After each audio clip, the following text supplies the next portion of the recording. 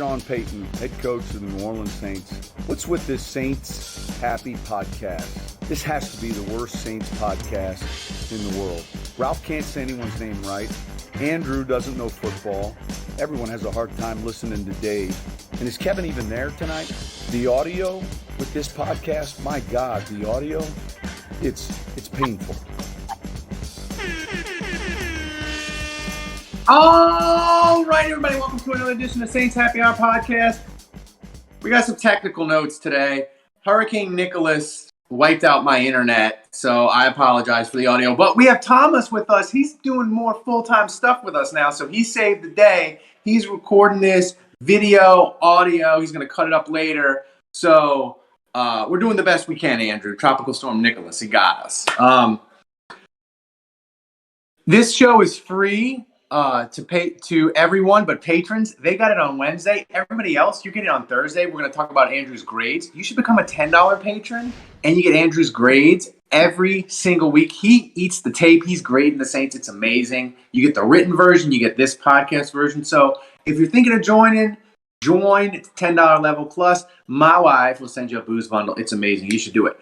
Andrew, I want to start the show, and I don't know how to. I don't know how to transition good, so I want to start the show on a somber note. Former Saints linebacker Paris Harrelson, he passed away, and it makes me incredibly sad whenever a former Saints player passed away. But he hit me in a really strange way. I had a great affection for him. One, just mispronouncing his name, I feel like me and him were bonded. But he was my favorite because in 2013, the Saints, a plague hit their linebacker, and they literally ran out of linebackers, panic traded for him like a week and a half before the season started. He started at linebacker, and he was pretty good for 2 years. He was pretty good, yeah. So, he was not a modern-day linebacker. He was very much a run defender, physical linebacker, and so, as the game evolved, I don't know that, as he got into his 30s, I don't know that he evolved with the game, so to speak. So, like, his breed of linebacker has been kind of dying out. But at the time, like you said, it was just a critical ad for the Saints. And they only gave up a 7th-round pick. It looked like the 49ers were unloading him. And so the Saints said, hey, don't cut him. We'll give you a 7th-round pick for him because we need a linebacker. And the Saints, I remember they fast-track started him week 1 of the season. And, he was a linebacker that would come in on obvious running down, so he didn't play the whole game, but he had a role with that team right from the very beginning. And I remember he sacked Matt Ryan in the very first game that he played. And the Saints won 23-17. And, that was a critical play. And I remember the play before that, he stuffed Steven Jackson at the line of scrimmage. This was like in the third quarter. He stuffed Steven Jackson, and then on the very next play, he gets a sack. And I'm like, holy shit, who's this new linebacker we got? He's good. He's really good, He's actually. already helping the Saints beat Atlanta. If you told us going to that game, you have to give up a 7th-round pick to ensure you beat Atlanta today, would have been like, we'll give you a first to beat Atlanta today. Like, for him to do that, it's just amazing. And it's incredibly sad. He was 37, and we just wanted to acknowledge it because he was one of our favorites. Yeah, I mean, a couple things, so I had a connection with Paris Harrelson in the sense that in a roundabout way, I got some intel from him on Junior Galette years ago. And I won't get into the details of it, but I was able to break news on a Junior Galette thing because of Paris Harrelson. So he hooked me up there, and that was cool.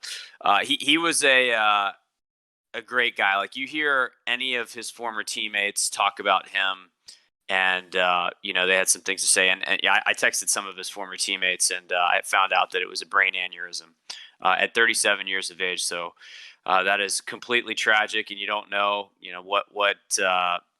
what football had to do with that. But I'm not going to put that out there on Twitter, out of respect to his family and everything. But that's the word that I got, is that it was a brain issue, and it happened suddenly. So very, very sad. Obviously, thoughts go out. And Jonathan Goodwin played with him both in San Francisco and with the Saints, and he just had the most amazing things to say. Goody. I think Goody's personality is maybe a little bit shyer, a little bit more reserved. And, he told me that Paris Harrelson was one of those gregarious, outgoing guys, kind of like Craig Robertson, but maybe Mhm. even more professional. He was a total work hard, show up to work.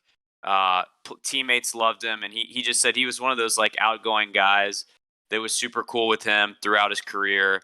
And that he was one of those guys that post career, he says, once you leave the football field, some guys you never hear back from. And Paris Harrelson was one of those guys that was always texting, being checking up on you, how you doing, kind of thing. So he's a great dude, and I'm glad we got a chance to talk about him because he was a fun Saint for a couple years there. It was fun Saint, and rest in peace. And I don't know how to transition away to your grades, but Andrew, as we get to your grades, I want to start on defense because the Saints, they throttled the Packers. We enjoyed it. They beat them down. It was fantastic. But the Saints, the defense with the Saints, we had talked about, listen, Green Bay is going to have issues on their offensive line. They're going to have 3 new guys. They're going to be weak in the interior. How is the Saints' run defense going to hold up? Is it going to be as good? And I know this is a weird place to start, but I read your grades and I was like, Ringo, he got a B-, looking good, doing the run stuff and things. So that's where I want to start. How did the defense look stopping the run to you? And I know it's hard because the Saints skull dragged them, so they had to abandon it. But well, they had to abandon it, and yet 43 yards rushing on 15 carries kind of speaks for itself. I mean, less than 3 yards per carry, and Aaron Jones had 5 carries for 9 yards. Aaron Jones is a top 5 fantasy pick in some leagues. Certainly a top 10 pick. So 5 carries for 9 yards. Kind of says it all. And yes, the game got out of hand to where the Packers kind of had to abandon it, but. I think a couple things about the run defense. Demario Davis, first of all, his diagnosability, his speed, but then when he hits you, there's a lot of linebackers where they kind of get your shoulder pad or they might get a little piece of you and the running back's able to fight through that and fall forward and gain some yards. But his combination of power, speed, and heavy hands, he just gets a small piece of you, and it's crazy how running backs just collapse. There are very few linebackers I've seen that play like him, and he reminds me a little bit of Vaughn Johnson, but with more speed. That's right. And so he's a big component to it, obviously, but the front was tremendous, and I thought obviously Cam Jordan did his thing, but I thought Davenport was great against the run, and this rotation of defensive tackles they had, it worked. The big surprise to me was Albert Huggins, who of the 4 defensive tackles, it was maybe 4th on the depth chart. And they called him up right before the game. He was a call-up from the practice squad. But I thought he had push. He had good hustle. He was holding his blocks well. So it was surprising to me to see kind of 4 no-name defensive tackles all do pretty well. Ryan Nielsen, the Saints defensive line coach, is the best defensive line coach coaching football today. There's not a better defensive line coach on NFL, college, wherever. Well, I know LSU tried to give him a defensive coordinator job. I don't know how the Saints managed to keep him, but this is very much a one-year thing because he deserves to be a head coach. Here's the thing with Sean Payton, and he's not always right because he told Joe Brady this. When Joe Brady was going to go, he went to LSU. He's like, listen, you're better off being in the NFL than being a coordinator in college. Now, you can argue that that's wrong or that's right. That's what Sean Payton believes. And also, too, they promoted Ryan Nielsen. Like Joe Brady. Joe Brady wasn't even like a full-time coach with the Saints. He was like a coach's assistant, right? Kind of like a quality control guy. Like passing game coordinator, that. But Ryan Nielsen, he's a position coach with the Saints. And I think clearly Ryan Nielsen, he sees a path to be an NFL coach. And the Saints stole him from North Carolina State. So I think Ryan Nielsen's kind of made the decision. I don't want to be a college coach. I want my path to be in the NFL. And he's fantastic. He takes guys and develops them. He's done it with the Saints, a ton of guys. He's great. Yeah, I got to say, Tano Passanio is a guy. Look, it's just one game, but he was a guy I had my eye on back when he was a rookie, and I wanted the Saints to take him, and I loved his size and his makeup. And he was the number one pick in the name Ralph can't pronounce draft that we wanted the Saints to pick. But I remember really liking him, and it just never really happened with the Chiefs. He never really developed, and he's been all potential, not much production. And man, one game into his Saints career, you're starting to think, could this guy be pretty good for the Saints? So defensive. I mean, look, you never want to see Davenport go down, and obviously he had a great game, but hopefully he'll be back soon. And in the interim, you've got Passanio, you've got Granderson, Peyton Turner's going to get a chance to play. So if there's one spot the Saints can sustain an injury, it's definitely a defensive end. Yeah, and also too on defense, before we get to corners and that sort of thing, I want to talk to the people that said that they were happy when in July the Saints didn't sign Marcus Williams, and they're like, "Oh, it was a good idea we didn't sign him. He's not elite. He made the play against Minnesota. He's not worth paying. Being a number top safety in the NFL, it's not worth paying." And they were happy. Those people were wrong in July. They're going to be wronger the longer this season goes along. He made an amazing interception, but he does explain to people like me who aren't tape watchers. Explain to me what he does, where it isn't about his tackles or his interceptions, what he gives the Saints at safety that's so special. Well, I think his pick kind of encapsulates what makes him special, but it's prior to that. It's the help that he gave Adebo at times when he was covering Devontae Adams, and you've got to pay attention to where he is on the field because he's a ball hawk, and he reads the ball in the air really well. He can make plays on the ball. He can catch. So I think he's known around the league. Teams respect him. Coordinators, they have to account for him. But specifically on that deep ball, he actually, if you watch the tape, and there's a great all-22 look of it, but he basically baits Aaron Rodgers into that throw because he is covering on the right hash, and it looks like he's doubling on that side. So Aaron Rodgers sees that, and that's why he makes that throw, because he's like, oh, I got one-on-one coverage with Chauncey Gardner-Johnson, so I'm going to throw it down there. And I think the receiver was Lazard. It was either Scadling or whatever, or it was Lazard. But he throws the deep ball with Chauncey Gardner-Johnson in coverage, and Marcus Williams baits him to throw that. And as soon as it comes out of his hand and he sees it's going that way, he reverses course. And look, the ball was overthrown, but for him to have the range to break off his double and go over there, I don't know how many safeties in the league make that play. Ed Reed type stuff. Ed Reed type stuff. It was an insane play, and the IQ to bait Rodgers into that throw, the anticipation to know that throw was coming and quickly break off his guy, the speed to get to that spot, and then it wasn't an easy catch. It was kind of over the shoulder. Not a lot of safeties can catch it that cleanly, so just all around elite play.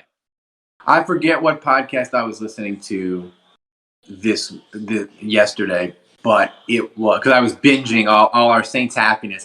Whenever the Saints look great, I just binge all the NFL content I can get. And I forget who it was, but they were talking about the Saints. They're like, we forget about the Saints. They have a lot of good players. And he's like, Mark, and they talked about that play specifically. And he was like, the reason the Saints couldn't get the Marcus Williams deal done is teams were not expecting him to be tagged, and he had ridiculous offers because other NFL teams know how special he was, and they were willing to make him ridiculous offers. So he knew, he's like, I had these offers ready to go in March, Saints. That's what I want. And the Saints just they couldn't get it done. And that's part of it. Because Andrew, they have the tampering rules in the NFL, but the agents, they're talking to teams before all that. So he knew what was out there. So it makes it hard. And I'm just telling you, he's great. And I hope Mickey Loomis can do Loomis math and keep him. Last thing on defense, Andrew, we fretted about corner all off season, and unvaccinated corner became Paulson Adebo right before our eyes. What about corner that you saw that you really liked? I thought Paulson Adebo was tremendous. And it wasn't just, look, he got flagged at one point, and those are the flags you live with because you want your corners to be physical, and there's going to be times, I think, where he'll get flags that are frustrating. But for him to play like that against Aaron Rodgers, against the Packers, against some pretty solid NFL receivers, at times he was matched up on Devontae Adams and had success, which was crazy. Now, look, Aaron Rodgers was not Aaron Rodgers in that game. He didn't have the accuracy, but still – there was a number of times where Rodgers would run out of the pocket and he wouldn't throw it specifically because the coverage was so good. So, that's the thing that you don't necessarily always see is how good the coverage is because the ball's not even coming his way. And Sean Payton wanted to attack him. LaFleur and Rodgers wanted to attack Adebo. You could see that was in the game plan that they wanted to test him, and it really just wasn't taking. Every time they tried to test him, it didn't really work. So, obviously, the pick was tremendous, and we know he has the ball skills, but it was everything else that I thought was really impressive. So, look, I think I gave him an A or an A minus. I gave him, defensive player of the game. So for him to play like that right out of the gate is incredible, and we'll see if he can build off it. Yeah. On offense, Andrew, we got to start with the offensive line and Ruiz, who you gave a tremendous grade to. I mean, they lose McCoy first series. Ruiz goes in at center. My UDFA son, Throckmorton, goes in at guard. Ruiz hadn't practiced at center all training camp, dropped in, made the calls, looked amazing, and the line, it was like we didn't even notice the McCoy injury. This is tremendous. Talk about the play, but also talk about the difficulty of what the Saints pulled off shuffling that line. Well, the interesting thing is that Sean Payton said this, that if Will Clapp hadn't been injured in that situation, he would have gone in for McCoy, and Will Clapp would have been the center so they could keep Ruiz in place. And Will Clapp has been the backup center all of camp. But because Will Clapp went down and he was on IR, he's not available for a few weeks, the Saints made the decision. They didn't know who to play at center, so they're like, well, let's get Ruiz to do it. But for him to snap out of the shotgun, I gave out 3 A-pluses on offense. Jameis obviously got one. And then Juwan Johnson was another. But then Cesar Ruiz was my third. And I think you can make the argument that Cesar Ruiz actually deserves Offensive Player of the Game over Jameis. I gave it to Jameis with the 5 touchdowns, but I really thought Ruiz was tremendous. And he just in isolation, if you were to watch that tape, you would say, holy shit, like this Saints center is really, really good. I think you would give him a high grade regardless. But when you add on top of that the difficulty of not having practice there, not having any chemistry or any time doing line checks, not having any time snapping with Jameis, snapping out of the shotgun, and at a moment's notice, go in there and do that, that is a level of stud that I didn't believe Cesar Ruiz had. And he, all of a sudden, I don't care where he plays. I'm just glad he's on the Saints, and I'm glad he's on their offensive line because I think he's going to be a really special player. So, once again, a great draft pick, tremendous game for him, which is really positive. I think I've told you the story a few times before, but I'm going to tell it again for the patrons that don't know. So, Calvin Throckmorton is cousins with a coworker of mine here in Virginia, first cousins. And I've been working with this guy for 18 years, and he started telling me about Calvin when he was like a freshman in high school. And he's like, hey, I've got this cousin out in Seattle, and he's really, really good, and he plays football, and he plays tackle. And it was so annoying because he would talk about him all the time. And I was just like, this kid's never going to make – I was just like, shut up already. Like, this kid's never going to make it. But Throckmorton, he ends up going to Oregon, and I'm like, okay, whatever. Like, great, congratulations. I guess he's a D1 player. That's pretty good. And then he starts and becomes an All-American, and I'm like, okay, like, pretty good. And then, of course, the Saints take him. So now, like, he's texting me all the time, and it's come full circle because he was always annoyed about me being a Saints fan and all that. And so now I'm texting him being like, who dat? Calvin! And he's like reluctantly texting me back like, who dat? But no, he's been super pumped about Calvin. Obviously, just how it would transpire for him to be a UDFA and to be on the practice squad, and then for him to get thrown into a game and actually play, and then play the way that he did. It really was tremendous. There was some stuff about Throckmorton that I think it wasn't perfect. Obviously, the hit that Jameis took, the big hit on the roughing the passer, was a pretty big pass protection whiff by Throckmorton. But overall, I think you have to be really happy with the way he filled in. Yeah, and we talked about Jameis on the Big Show, and we've said a ton about him. The interesting thing, though, Andrew, is at tight end, it's one game, so maybe he'll get better. And this isn't a knock on him, but Troutman looks to me like he's going to be more Josh Hill than like David Thomas, where he looks more like a 20, 25 catch extra offensive lineman tight end than a guy who's going to be an all-around tight end that's going to give you 50, 60 catches and be what you want at tight end, which it's okay. He got open, Ralph. He led the team with 6 targets. He only had 3 catches. He had 2 very, very bad drops, including one that would have been a substantial gain. It was like a 15-yard pass probably down the field, and he dropped that one right in his numbers. So that's just concentration, confidence issues probably. I think he's going to be much better than Josh Hill, but yeah, it's weird. I mean, he's definitely ahead of schedule with his blocking, and I think that's what kind of saved. I gave him a C. I think you watch it as a layman or just someone that just watches the game the first time without watching the tape, and you're like, Troutman sucks. And I'm getting a bunch of people texting me like, holy shit, Troutman's awful. And from a receiving perspective, he's behind schedule for sure. I mean, I expected him to run better routes, big fish hands. Yeah, especially based on what he did in college, and he really was just a receiving tight end. So he's really behind schedule with his pass catching, and he's way ahead of schedule with his blocking. His blocking was tremendous in this game. So I still think it's one of those things where it's just he had a bad game. He'll have better games, but he's going to have to do more. Otherwise, Juwan Johnson is going to get more reps. Yeah. When they're in clear passing situations, like I think it's already the case that Troutman's going to play less and Juwan Johnson's going to play more in those situations because, I mean, those 2 touchdown catches, my God. I mean, he made them look easy. Those were not great throws by Jameis either. The second one. The first one, I think the first one you could argue he's getting hit and he put it at a place where only Juwan could go get it. So actually that throw was pretty good. The second throw was not good. I mean, he should have hit him right in the numbers for an easy touchdown there. But both times he made stupid plays. Yeah, and he and like you said on the post game show Sunday when we did the instant reaction one, you're like the secret's going to be out. Like teams are going to be, it's out of the bag. This offense, man, the offensive line look, and the thing is, Tony Jones Jr. He sort of gets pushed in the background because of so much that happened great in this game.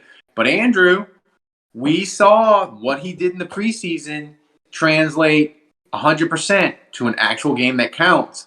And I think he has more burst than Latavius Murray ever did. I think he's going to get more touches than Latavius. Like I think Tony Jones might have 600 yards rushing this year.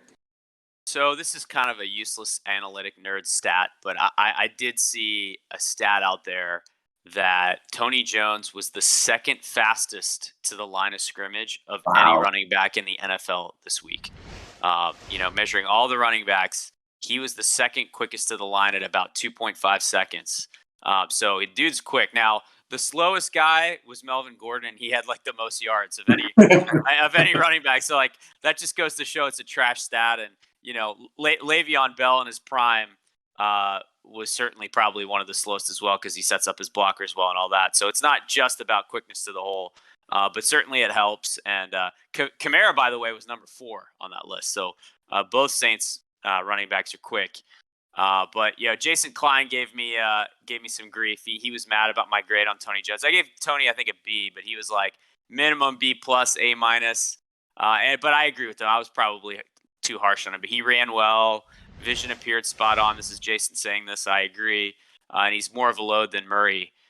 So it's fair. Tough but fair, Jason. But no, I think Tony Jones is going to be a good running back. And based on what I've seen so far, I know Murray scored a touchdown for the Ravens last night, but I just feel like he's clearly a cut above at this point in his career, and I think the Saints made the right decision. Yeah. And this is it.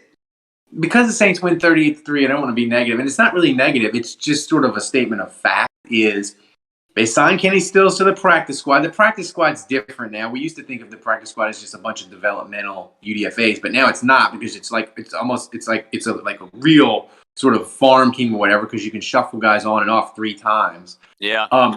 They signed Kenny Stills, so clearly, Andrew, they won 38-3, but Sean Payton still ain't happy with receiver, and they're still shuffling in and out. Who do you think, of all the receivers, what guy should be like, oh my God, they signed Kenny Stills? Oh my, like, yeah. Well, I think Jameis's scrambling ability was incredible in this game, and I think that maybe masked some of the issues that the Saints had struggling to get open at receiver. You know, and his throwaway with Kamara, where everyone was open. Now everybody dropped in the coverage there, and they were only rushing 3, but still, no one was open. And while Jameis played great and made good decisions, and again, his scrambling kind of masked some of these issues, there's just a reality that receivers weren't getting open. Now, look, with Callaway, he was shadowed by Jair Alexander the whole time.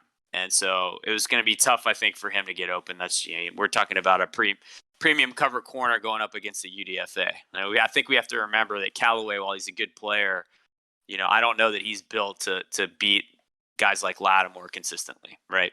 So, as far as who should be worried, I actually think Ty Montgomery, as mediocre as he was at receiver, he looked like Justin Hardy out there as a gunner on special teams. And I actually thought he was tremendous on special teams. So I think Ty Montgomery is safe because of how he played there. Hogan had some great blocking moments, and he had the touchdown catch. So while I don't think he's anything special, I think he's probably earned a spot more than little Jordan Humphrey. And so to me, it's interesting that they have Kevin White. Like, they have guys on the practice. It became personal with me. But I think it's one of those things where they're going to go into this week and they're going to say, look, our receiver play was dog shit. So we've added Kenny Stills, Kevin White, you're in the mix. And like, whoever plays better this week in practice is going to play, because we need receivers to get open. And we were throwing way too much to Juwan Johnson and Troutman because no one else is open. And so this week, we're going to have to beat Carolina with our receivers. So I think there's a chance for Kenny Stills to maybe take Little Jordan's spot.